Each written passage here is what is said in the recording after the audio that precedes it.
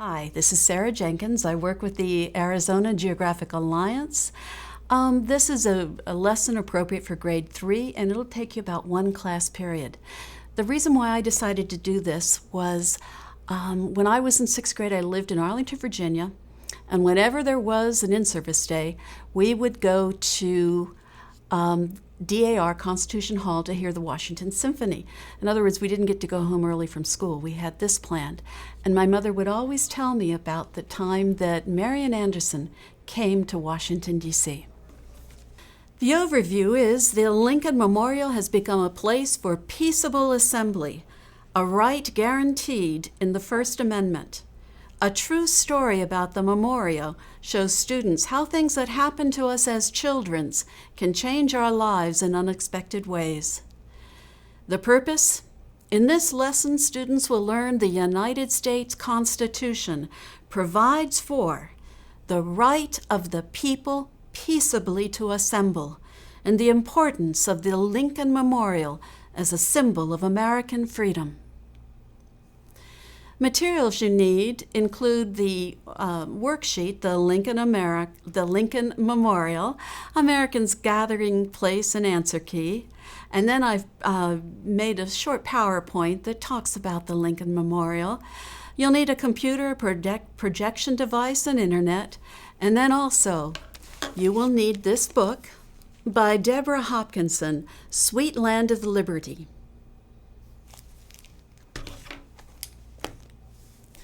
The objectives. The student will be able to describe the importance of the right of Americans to peaceably assemble. And 2, identify where the Lincoln Memorial is located and why it was designed and built. Now, remember, if you're going to have a PowerPoint, then you'll need to include it before you start. And the first thing you're going to do is, when you have your read aloud time, gather the students on the carpet and share the book, Sweet Land of Liberty by Deborah Hopkinson.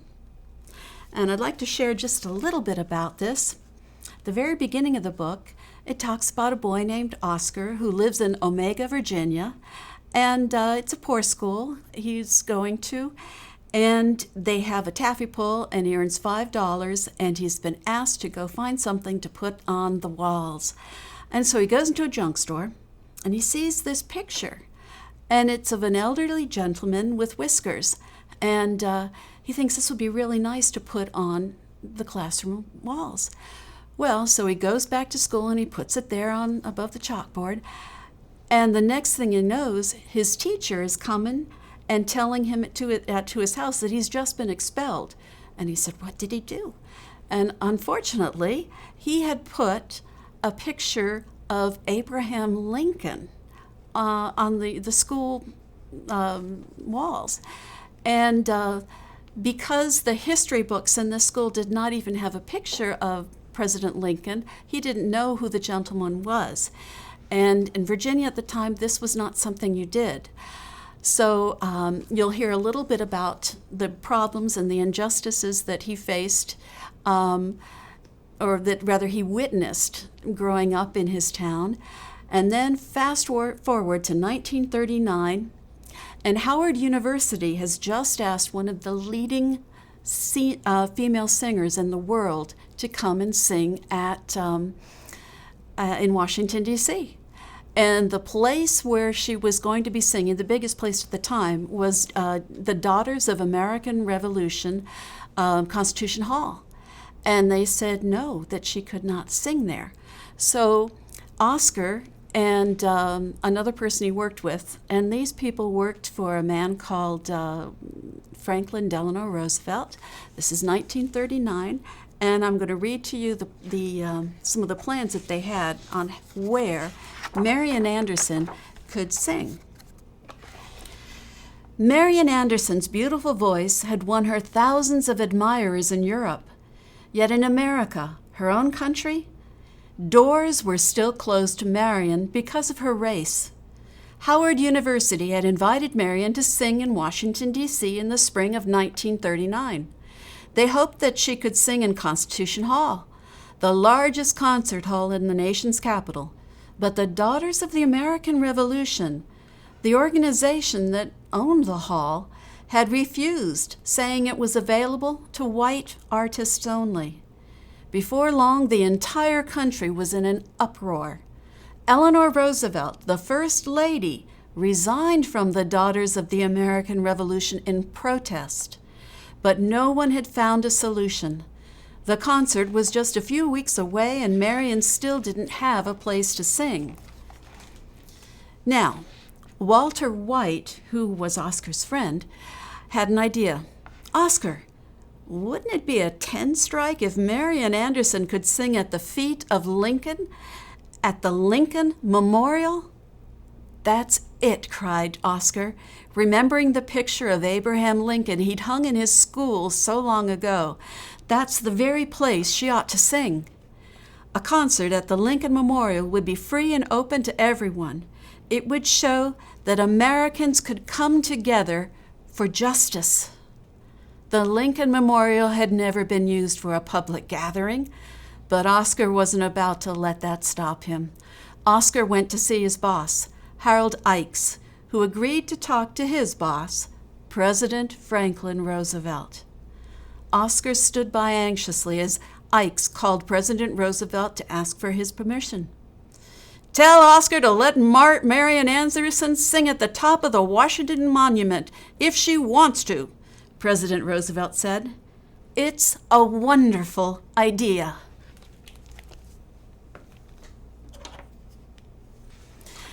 The next thing you do is you show the video segment of Marion Anderson singing at the Lincoln Memorial.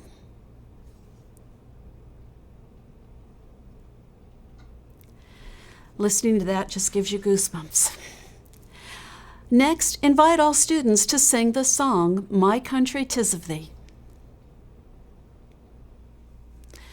Then have the students return to their desk and tell students they're going to learn just how special this memorial to Lincoln is to all Americans. Show the PowerPoint, "The Lincoln Memorial, Americans Gathering Place." You'll notice the words in red, and you might want to write these on a whiteboard because they're part of the word bank. And this is the PowerPoint presentation. First off, make sure people know or students know who Abraham Lincoln is. Basically, he was a president during the Civil War from 1860 to 1865. He's famous for his Gettysburg Address and Emancipation Proclamation. This is a picture of the Lincoln Memorial, and you'll notice that slide has green arrows on it. That's because it is an interactive site. So in other words, when you click on this site, you can actually position it so that you are up in the upper part, which is the chamber, and that's where you'll find the statue of Abraham Lincoln sitting down, and he is facing the Washington Monument, which continues onward and goes to the Capitol building. And then also you go down the steps, there's an arrow on the steps, and that's where you can see where many, many people have since assembled since Marion Anderson did at the steps of the Lincoln Memorial. If you are trying to place yourself in Washington, D.C., you're staring at the Lincoln Memorial. Behind you would be what's called the National Mall.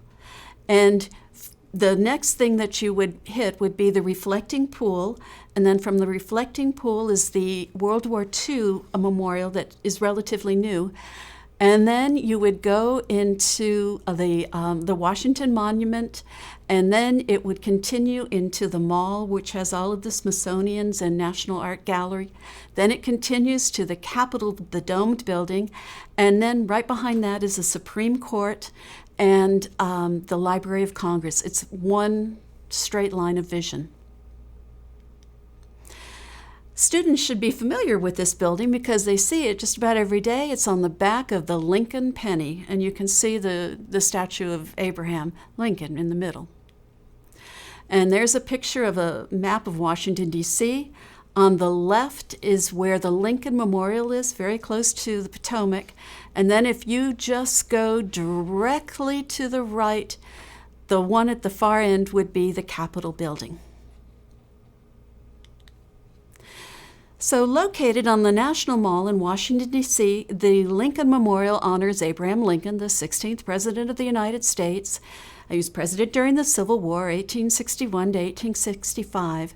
And basically, the memorial was built. It took a few years from 1914 to 1922, and it symbolizes his belief that all people should be free. The theme of the building is the Union. And you remember that was one of the reasons why we fought the Civil War, to determine if a state could secede from the Union. There are columns around the walls, and they stand for the 36 states that were current at the time in 1914, and the names of the 48 other states, or rather, the names of 48 other states are now complete there too. And they have since added a plaque for Alaska and Hawaii. Now the chamber, that's the upside part, the up part of it. Inside the memorial contains the statue of Lincoln seated, and he faces the Washington Monument on the Capitol. The statue of Lincoln is 19 feet high, it weighs about 175 tons, and there are also 2 huge stone tablets in the chamber, and they're engraved with Lincoln's second inaugural address, and the other one has the Gettysburg Address. And again, the murals represent the principles of freedom, justice, unity, brotherhood, and charity. The First Amendment is real important to us. It's part of the Bill of Rights that our forefathers made sure were in our Constitution, rather.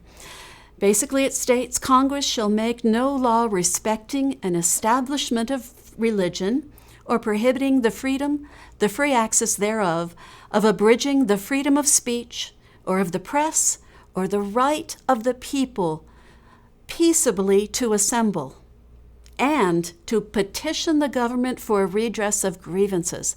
It covers a lot of stuff. Freedom of speech, freedom of religion, freedom of the press, freedom of assembly, and then the right to petition the government. Now, concerning racial equality, Marian Anderson, we just learned, sings, and this is another video you can see, after not being allowed to perform at DAR Constitution Hall. And she was unable to do it because she was a singer of color. This happened in April 1939, and she sings, "My Country 'Tis of Thee." She changes it just a little, and this is also known as America. And there you can see the Washington Monument straight down there. Civil rights. And right there you can see, and I'm getting goosebumps right now here, when Martin Luther King did his I Have a Dream speech on August 28th, 1963. My sister was in that crowd somewhere, and this is when he too evoked, "My country 'tis of thee, sweet land of liberty, of thee I sing, land where my fathers died, land of the pilgrim's pride, from every mountainside let freedom ring. And if America is to be a great nation, this must be true." Also, peace marches, and my brother is probably involved in some of those. Vietnam had many war protests, and if you want to share some of those, go on the web. There's some really interesting ones, but make sure they apply to the students that you're showing. And then, of course, since then, we've got lots of anti-war demonstrations, protesters against the war in Iraq. And I dare say anytime you go to Washington, you will see groups that are using the First Amendment power of petition of the government or freedom of assembly to address needs they feel necessary. Most importantly, it's a great place just to reflect. The Lincoln Memorial honors one of the United States' greatest presidents. He truly believed in making life better and protecting the rights of the common man. And when you go there, this awe-inspiring memorial allows you or allows us to reflect on what it means to be an American. After you're done with that, then go ahead and get out the worksheet, which is the Lincoln Memorial, America's Gathering Place, as an assessment. And This has a word bank where students can find the words, and again, you might want to preview those first. There's also instructions on what they will need to do on the back of the paper, and there's an answer key for you available. Assessment. Students' learning will be assessed on the handout. There are 12 possible points. Mastery will be considered 9 points or higher. Extensions. Have students read and discuss the I Have a Dream speech. Go over the different verses of My Country 'Tis of Thee. And then also review, reflect on Lincoln's Gettysburg Address. Thank you.